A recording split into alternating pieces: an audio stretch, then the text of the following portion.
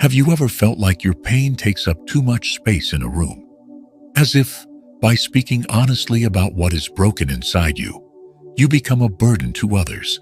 So you stay silent. You keep showing up. You smile when it's necessary. And at night, when no one sees, you wonder how long a heart can ache without being noticed. Have you ever felt like your existence became inconvenient to people you once protected?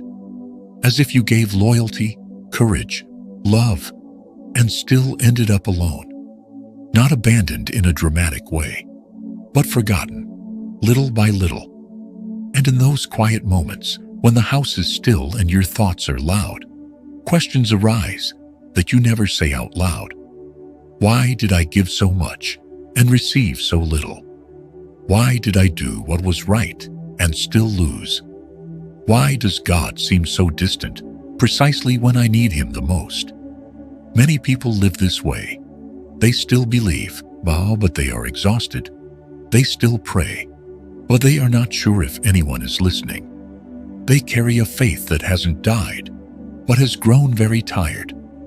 This is what silent faith looks like. It is not rebellion. It is not unbelief. It is exhaustion. A heart that keeps waiting, even when answers do not come. There are people who love God deeply and still feel Him distant. People who whisper prayers in the dark and receive no reply. People who wait on God with the hands that are beginning to tremble. This isn't a weak faith. It is faith under weight. If you feel that God is silent, if your faith is tired, this biblical story is for you. The Bible does not ignore this kind of pain. It does not rush past it with easy victories. There are stories in Scripture that do not end quickly, that are not resolved neatly, that do not reward goodness immediately. Stories that remain in discomfort. Stories that leave room for unanswered questions. Today there is one of those stories. It is not dramatic. It is not heroic. It is not perfect. But it is painfully real. It is the story of a woman whose love was sincere, whose courage came at a cost, and whose wounds were never fully healed. A story that does not promise quick restoration, but offers understanding. A story that reflects exactly what it means to believe in God while carrying unresolved pain. Her name is Michal. Her story does not begin with tragedy. It begins with love. Long before the loss, long before the bitterness, long before the silence, Michal loved deeply. She loved a man named David, and Scripture says this plainly without poetry or explanation. She loved him.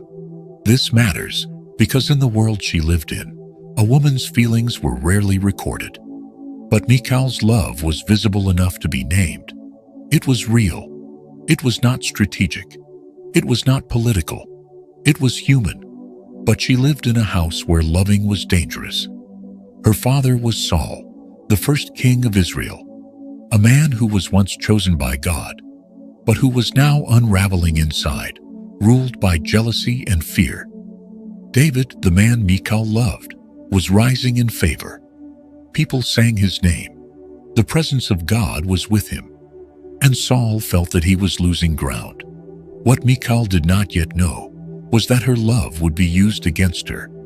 Her father saw her feelings not as something to protect, but as something to exploit. He turned her heart into a weapon. He turned marriage into a trap. And Michal, who only wanted to love honestly, was dragged into a war she never chose. David survived the trap. He married her, but the marriage did not bring safety. It brought tension, fear, instability. Then, one night, everything collapsed. Saul decided that David had to die. Not later, not quietly, and now. And Michal found out. That night, she had a choice. To be loyal to her father, to her household, to her own safety, or to protect the man she loved. She chose love. She helped David escape through a window. She deceived soldiers. She lied to survive. She risked her own future so that he could have one. That night, Michal was courageous, not a celebrated courage, but a silent courage, the kind no one applauds. And then David fled. The Bible does not say that he looked back. It does not record a goodbye. It does not show him returning for her. Michal was left behind. Have you ever made a hard and right choice and ended up alone with the consequences? Have you ever done what was right and still lost everything? That kind of pain does not scream, it sinks. The years passed. David survived. David moved on. David built a life in the wilderness, surrounded by men, shaping a future. And Michal was given to another man, without conversation, without consent, without explanation. She became a political object, transferred, reassigned, silenced. Scripture does not tell us how she felt. It only shows that she disappeared from the story.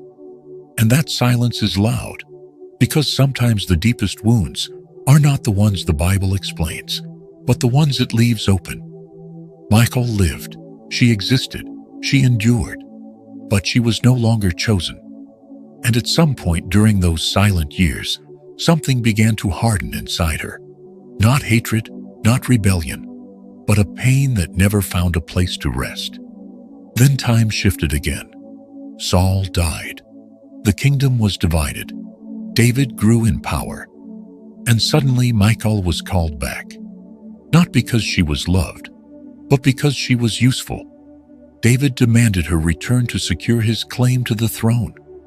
Marriage became political proof. Her body became a bridge between kingdoms. When she was taken from her second husband, he followed her, weeping. That detail matters. Someone loved her. And still, she was taken away. When Michal returned to David's house, nothing was the same. He now had power, wives, authority. And Michal had a story no one asked about. This is where many people stop identifying with her, because we want the story to turn into hope at this point. We want reconciliation, affection, closure. But the Bible does not give us that. She simply goes on. One day, the Ark of God was brought to Jerusalem. It was a sacred moment, a holy moment. The presence of God returning to the center of the nation. David danced, not as a king, but as a worshiper. He stripped himself of status, of image, of dignity, as the world defines it.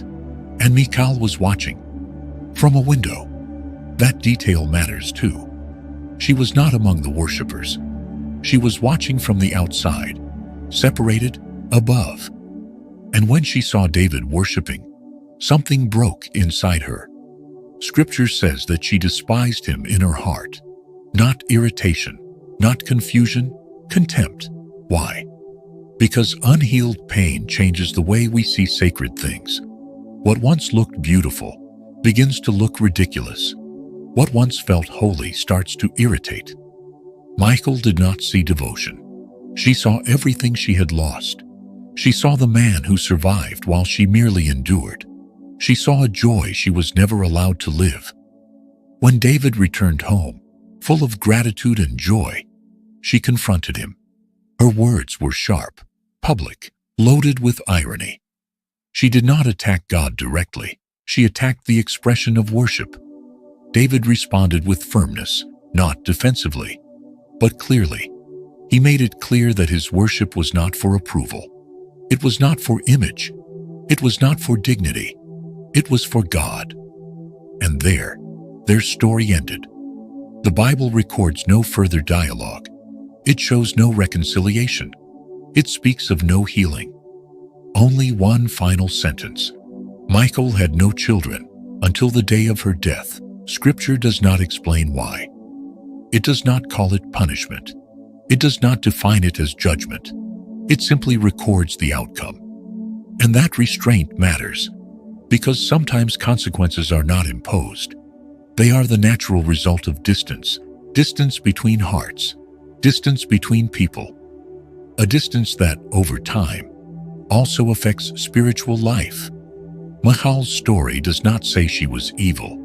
It says she was wounded. And wounded people do not always rebel against God. Sometimes they simply close themselves off. They become critical, distant. This story is not here to condemn Michal. It is here to warn us, because it is possible to believe in God and still allow pain to shape our posture. It is possible to keep faith and lose gentleness. It is possible to wait on God while silently holding resentment over the path life has taken. If you see yourself in Michal, you are not alone. If you have been feeling God in silence, if your prayers seem unanswered, if your faith is tired but not dead, if you keep believing even without strength, this story is for you. The difference between David and Michal that day was not who was more righteous, nor who was more right. It was posture. David chose to humble himself before God, even when misunderstood. Michal chose to protect herself, shaped by pain, and that choice changed how close each one was able to come to the presence of God. So tonight, this silent question remains, the one the story leaves behind, not to accuse you, nor to rush you. Has pain begun to shape the way you see the presence of God? Has disappointment left you distant? Has survival replaced surrender? God is not afraid of your wounds, but He does not force Himself into closed places. Waiting on God does not mean ignoring pain, but it also does not mean allowing pain to have the final word. If this story felt uncomfortably familiar, you do not need to explain yourself. Simply write a simple sentence in the comments. I am still here. And if you want to keep walking through stories like this, biblical stories for real life, stories that speak of real wounds, faith in difficult times, and the silence of God, stay with us. You are not weak for being tired. You are human.